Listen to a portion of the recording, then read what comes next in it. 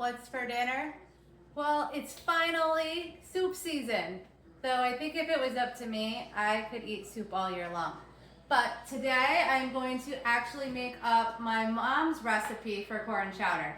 So I've started by melting some butter, a whole stick of butter, in a pan. That's getting nice and hot. I can go ahead and add a whole onion and a cup of celery.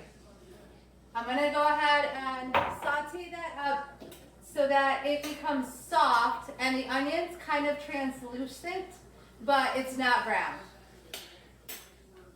Okay, so my celery is nice and soft and my onion you can almost see through. So it's time to start adding some more stuff. I'm going to add 4 cups of water.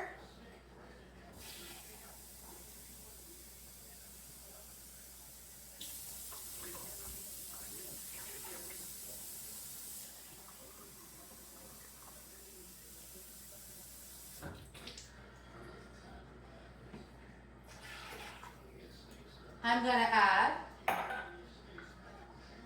some potatoes that I peeled and cut into about 1 inch by 1 inch pieces. This is about 5 medium-sized potatoes.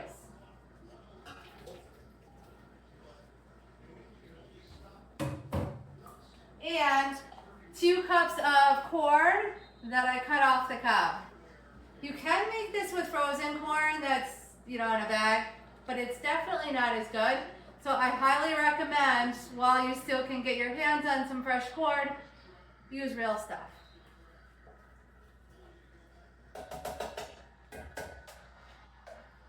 I'm going to add 2 tablespoons of sugar. I use the white sugar. I suppose you could use other stuff. It is only 2 tablespoons for this huge pot of soup, so I'm not too worried about it.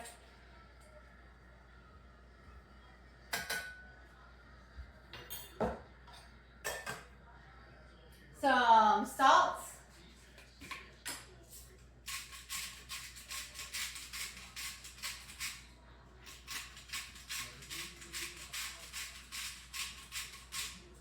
And some pepper. If I can find my pepper. So I'm using a mixed blend pepper. If you use it that has the black and the red, and you are going to have the little flecks of pepper in your soup. If you're funny about having little black flecks in your soup, you can always use the white pepper, but I am out of white pepper. So it'll taste the same.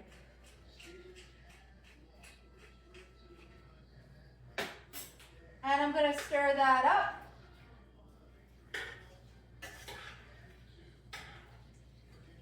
And then I'm going to let this continue to cook for about 45 minutes to an hour until those potatoes are nice and soft.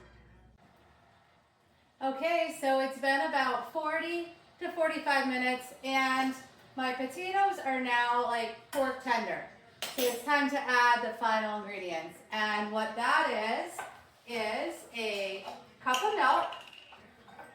I use almond milk. And yes, as long as you're using the unsweetened, unflavored, just plain almond milk, it tastes just fine.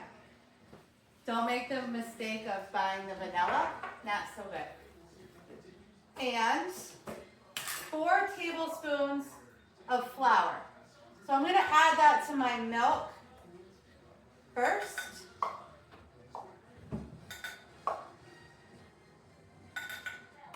And then whisk it so that there's no real chunks of flour here. If you add just straight flour to that boiling water, you're going to end up with dumplings.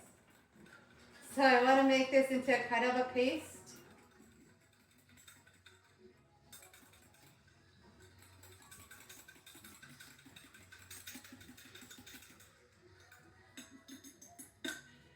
And then I can go ahead and add that.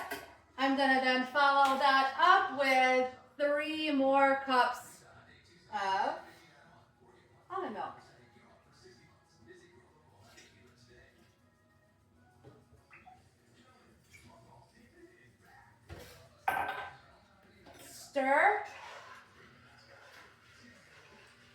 And make sure it's on simmer at this point.